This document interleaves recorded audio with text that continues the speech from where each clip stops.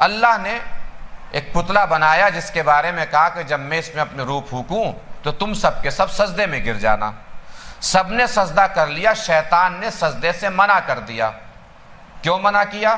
قرآن نے ریزن بتایا، ابا واستکبرا وکانا من الکافرین، شیطان نے انکار کیا اور وہ مغرور ہو گیا۔ یعنی شیطان کی پہلی صفت ہے غرور کرنا۔ شیطان کی صفت کیا ہے؟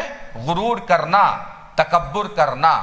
اب ہمیں خود کو غرور سے بچانا ہے، تکبر سے بچانا ہے۔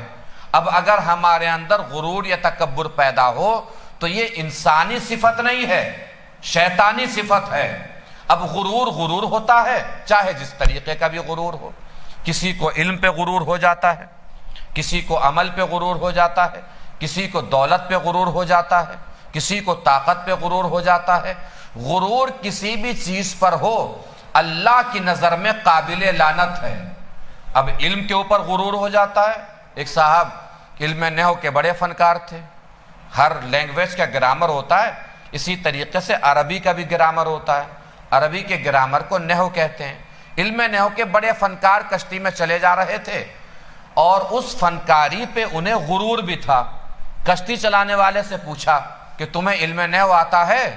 اس نے کہا سرکار مجھے کیسے آئے گا، صبح کو نکلتا ہوں گھر سے، شام میں گھر میں ڈوب جاتا ہوں، علم نحو حاصل کرنے کا کہاں میرے پاس وقت اور موقع رکھا ہے۔ تو انہوں نے اکڑ کے کہا تجھے علم نحو بھی نہیں آتا، تو نے اپنی آدھی زندگی برباد کر لی۔ تھوڑی دور کشتی چلی، کشتی میں ہو گیا سوراخ، کشتی میں بھرنے لگا پانی۔ اب وہ کشتی چلانے والے نے ان سے پوچھا سرکار تیرنا آتا ہے؟ انہوں نے کہا تیرنا تو نہیں آتا۔ کہا سرکار میں نے آدھی زندگی برباد کی تھی، آپ نے ساری کی ساری زندگی برباد کر لی۔ اس کا مطلب غرور کرنے والے انسان کو اللہ ایسی جگہ لے جا کے ڈبوتا ہے جہاں پہلے سے اسے خود اندازہ نہیں ہوتا کہ میں کس موڑ پہ ڈوبنے والا ہوں، کس موقع پہ ڈوبنے والا ہوں۔ غرور سے بچ کے رہنا چاہیے۔ اسی طرح انسان کو دولت پہ غرور ہو جاتا ہے، نہیں ہونا چاہیے۔